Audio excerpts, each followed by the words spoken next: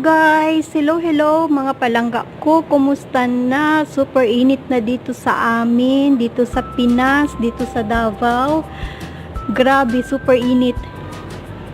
Kadarating ko lang guys. Ito, nandito ako sa labas. Share ko na lang din sa inyo yung yung nabili ko today. Yung napamili ko ngayon guys is food lang ni Lucky kasi next week, Holy Week na. Wednesday pa lang siguro sarado na yung clinic na binibilihan ko ng kanyang foods. So kay Belabs, shout out sa iyo. Chabinita, my Belabs. Ito yung pinapakain ko kay Lucky. Medyo madami-dami din kasi ang nagtatanong kung ano yung dog food ni Lucky Loves ko kasi yung hair niya shiny daw. So ito, i-share ko na lang ulit ito guys. Nakagawa na ako ng vlog nito pero i-share ko na rin sa inyo kasi nandito na lang man din ako bago ko ito iligpit. So ang napamili ko ngayon guys, Belabs, ito yung pinapakain ko kay Lucky Loves ko. Sana mapanood mo to. Ito yung kanyang dog food. Ayan. Yung 3 kilos guys, ang meron lang kasi is 1 kilo, 3 kilos at saka 20 kilos. Ang binibili ko lagi is itong ganito 3 kilos lang. Ayaw kasi ni Habi yung 20 kilos kasi yung crispiness ng food baka daw mawala kasi sa dami niya ay 20 kilos. So bali binibili namin usually is ito lang 3 kilos. So ito guys, yung 3 kilos na to is worth 310 pesos. Ayan. Affordable yung dog food na to. So, nung binili namin si Lucky, ito na talaga yung kanyang pagkain. Kaya, hindi na namin pinapalitan ng ibang dog food. Kung ano yung kanyang nakasanayan, yun at yun na talaga yung binibigay namin.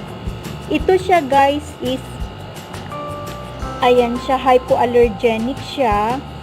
Then, no artificial colors and flavors, no chicken protein. Si Lucky Loves ko din guys, hindi ko siya pinapakain ng chicken kasi yung dati kong dalawang Labrador, pinakain namin ng boiled na chicken. Nagka-allergy sila, ang tagal. Ang mahal pa naman ng magpagamot pag yung mga allergy ng mga dog. So kaya si Lucky, nag-iingat na talaga ako sa kanya. Madali lang sila magka-allergy guys, lalo na yung sa yeast yata, yung sa bread. Kaya si Lucky hindi ko din binibigyan ng bread. Nag-iingat ako kung ano yung pinapakain ko sa kanya. Kung ano yung gusto kong ibigay, kinukonsulta ko muna yung kanyang vet, yung kanyang doktor para sure talaga na okay lang. So Belabs, Chabinita, ito yung aking pinapakain sa aking Lucky Loves. Ayan. Mura lang siya, 310 pesos, paulit-ulit ba? So ito lang yung napamili ko ngayon talaga guys. Ito lang yung sinadya ko kasi takot ako maubusan si Lucky ng pagkain, kawawa naman.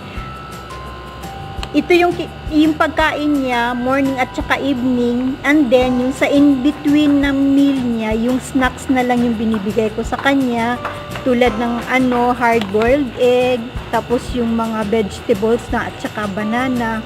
Yun lang. Tapos yung boiled na liver, then yung beef. Yun lang yung binibigay ko sa kanya in-between ng kanyang meals.